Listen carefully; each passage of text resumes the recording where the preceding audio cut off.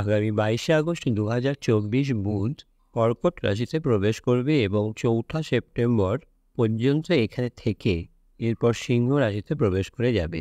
কর্কট রাশিতে বুধের এই গোচরের কারণে বেশ কিছু রাশি লাভবান হবে।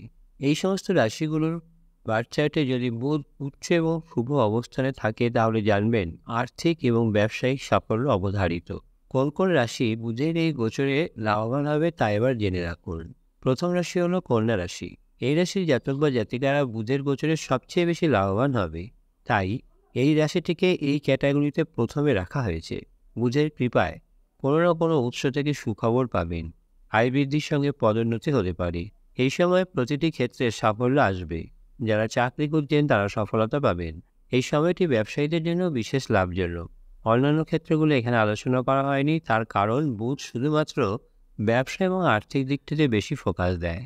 এর পাশাপাশি বুধ বুদ্ধি এবং জ্ঞানকেও প্রকাশ করে।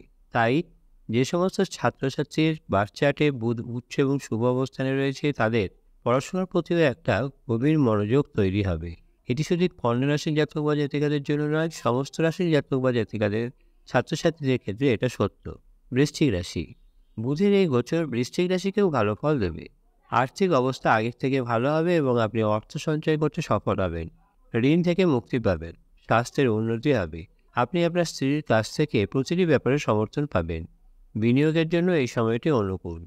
পেশাদার কাজে ভালো পারফরমেন্স দেখাতে পারবেন, যা আপনার উন্নতির সম্ভাবনা তৈরি করবে।